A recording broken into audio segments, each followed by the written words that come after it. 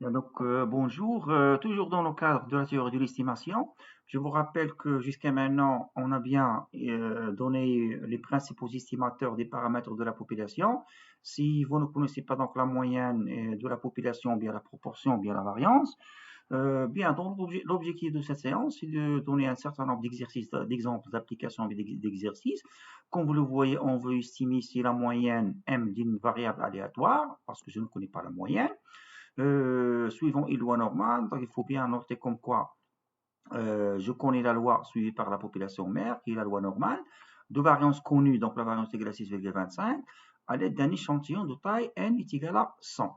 Bon, bien, donc je ne connais pas la moyenne. On a prélevé un échantillon de taille 100. Sur l'échantillon, nous avons trouvé une moyenne arithmétique ou bien x bar est égal à 4,3.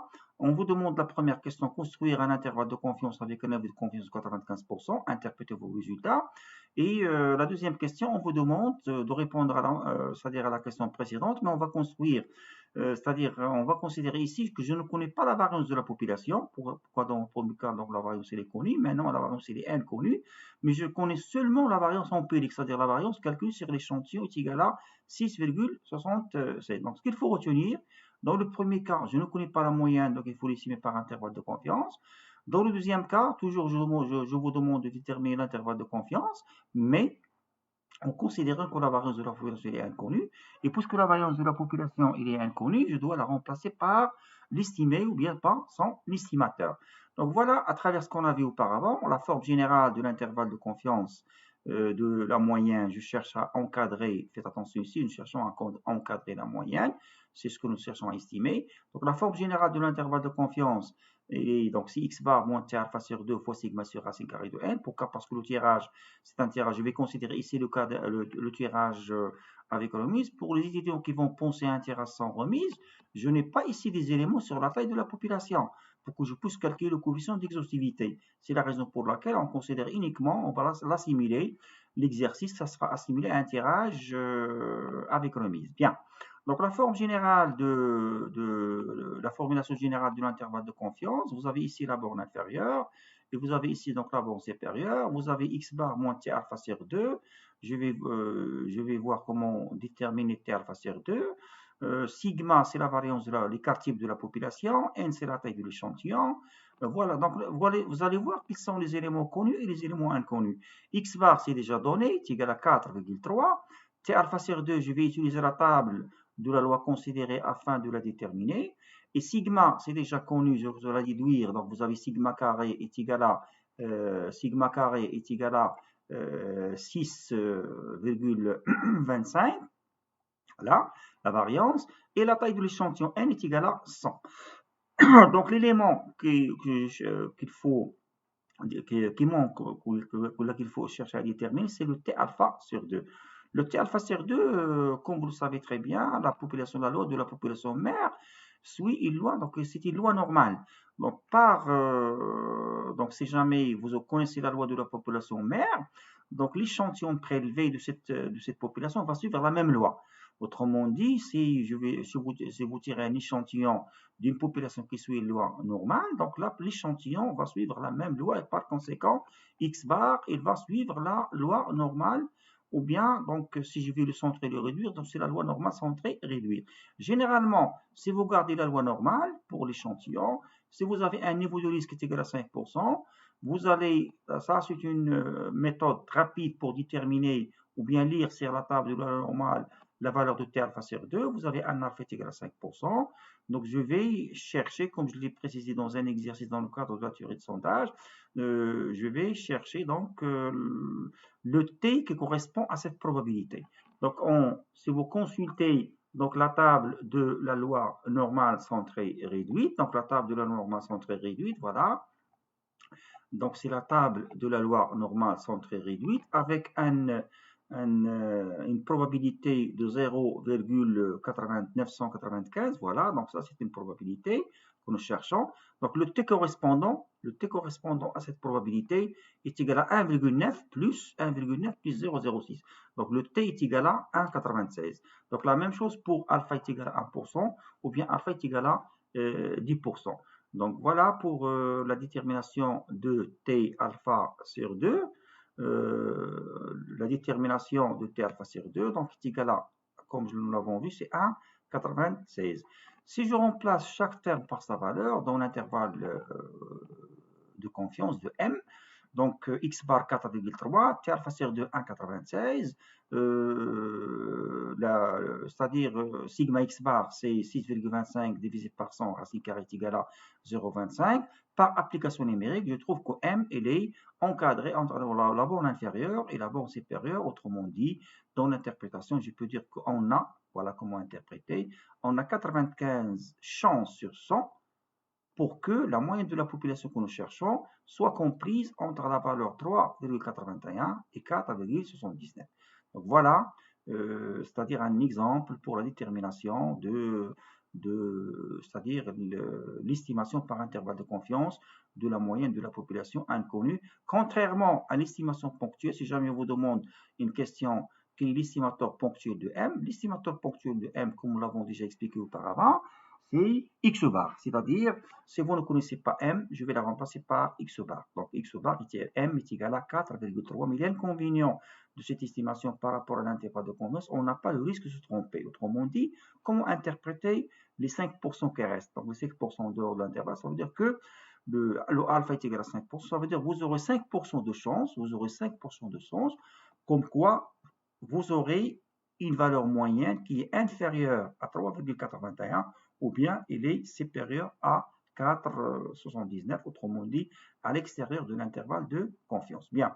Relativement à la deuxième question, on vous demande de reprendre la question, c'est-à-dire répondre à la question, mais la variance de la population, il est inconnue. On sait très bien, c'est un tirage avec remise, et si jamais je ne connais pas la variance de la population, je devais travailler avec son estimateur. Et son estimateur, dans le cas d'un tirage avec remise, S' au carré est égal à S au carré fois N divisé par N moins 1.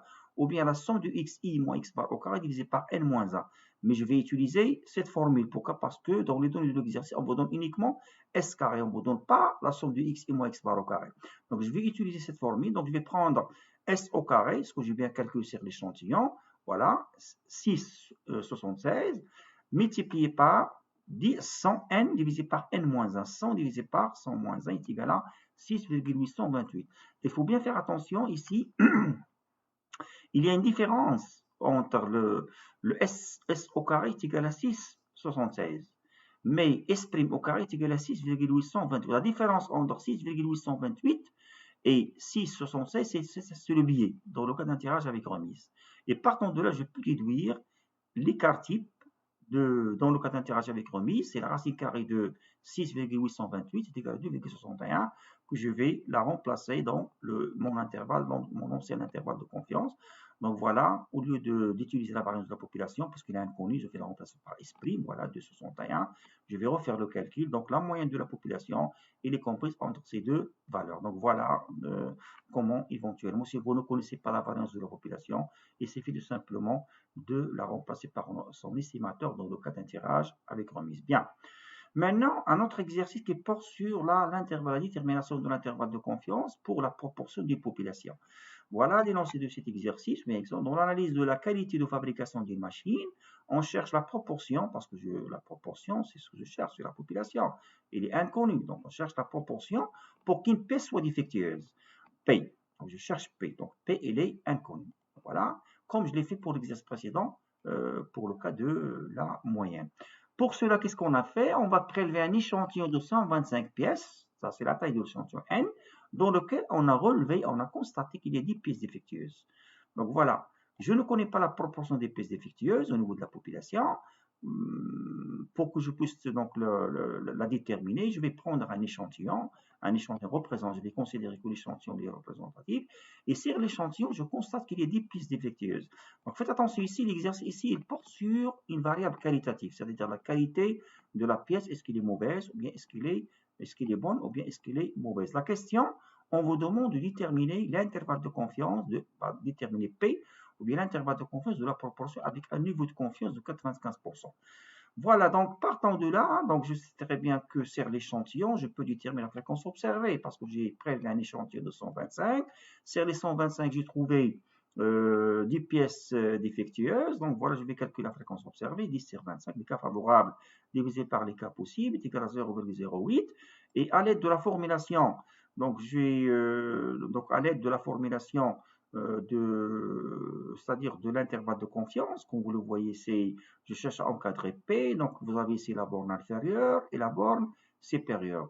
Et pour P, je vais utiliser la fréquence, donc F moins T alpha sur 2 fois l'écart type de F. J'ai assimilé cet exercice à un tirage avec remise. Pourquoi? Parce que dans l'exercice, vous n'avez aucune indication sur la taille de la population pour que je puisse considérer un tirage sans remise et éventuellement calculer le coefficient d'exhaustivité. Bien. Donc voilà pour la formulation. Donc f, t alpha sur 2 fois la racine carrée de f fois 1 moins 1 divisé par n, etc. Donc les éléments connus, j'ai déjà terminé. F est égal à 0,08. T alpha sur 2, je vais la lire. Je dois déterminer la table, la loi sur laquelle je vais travailler. Donc ce qu'on va essayer de faire par la suite. Et je pense que les autres éléments, ils sont que n est égal à 125, f est égal à 0,08. Maintenant, relativement à t alpha sur 2. Donc, contrairement à l'exercice précédent, comme quoi l'exercice précédent, on vous donne déjà comme quoi la population mère suit une loi normale, comme vous le constatez, mais pour cet exercice, on n'a aucune indication sur la loi suivie par la population. Il n'y a rien, tout simplement, vous avez. Mais faites attention, si vous avez la taille de l'échantillon supérieure à 30, quelle que soit la loi suivie par la population mère, on peut l'assimiler à un tirage, pardon, on peut considérer une loi normale. Comme nous l'avons déjà vu l'année dernière dans le calcul des probabilités, l'histoire des approximations des lois, la loi binomiale par la loi normale, la loi de Poisson par la loi normale, la loi hypergéométrique par la loi, etc. Donc ici, si vous avez la taille de l'échantillon supérieure à 30, je vais considérer comme quoi, quelle que soit la loi de la population mère, c'est une loi normale. Donc c'est la raison pour laquelle vous avez ici, donc puisque la taille de l'échantillon est suffisamment grande, on va admettre que f, la fréquence observée, va suivre une loi normale de paramètres E de f, c'est P, et l'écart type de f, c'est P fois 1 divisé par n. Donc, je vais considérer une loi normale. C'est la raison pour laquelle, pour déterminer T alpha sur 2, je vais utiliser la table de la loi normale centrée réduite comme l'exercice précédent. Pour un alpha 5%, on a déjà démontré comme quoi, sur la table de la loi normale centrée réduite, vous allez chercher le T qui correspond à la probabilité 0,975 est égal à 1,96. Donc, si je remplace chaque terme par sa valeur, je vais, comme vous le voyez ici, donc je vais trouver comme quoi la proportion d'épices défectueuses, elle est comprise entre 0,033 et 0,127 avec un niveau de confiance de 95%, ou bien on peut dire qu'on a 95 chances sur 100 pour que la probabilité pièce défectueuse, qu'une pièce soit défectueuse, soit comprise entre 0,033 et 0,127. Et toujours l'interprétation qu'il faut donner au risque alpha est égal à 5%, il se peut que je vais trouver une proportion qui est soit inférieure à 0,033 ou bien largement supérieure, ou bien supérieure strictement à 0,127. Donc voilà pour les intervalles de confiance, les estimations ponctuelles, pardon, et l'estimation par intervalle de confiance. Autre chose, ici, si jamais nous vous demandons de déterminer l'estimateur ponctuel de la proportion, ce n'est rien d'autre que la fréquence observée. Si je ne connais pas P, je vais la remplacer par 0,08, mais présenter un convenu toujours comme quoi c'est un estimateur sans donner le risque de se tromper. Mais dans le cadre de l'intervalle de confiance, on donne toujours une confiance, c'est-à-dire que la confiance qu'on a donnée à ce résultat est égale à 95%. Donc je vous remercie et je vous donne rendez-vous dans d'autres séances, d'autres vidéos afin de traiter les autres points qui suivent. Merci.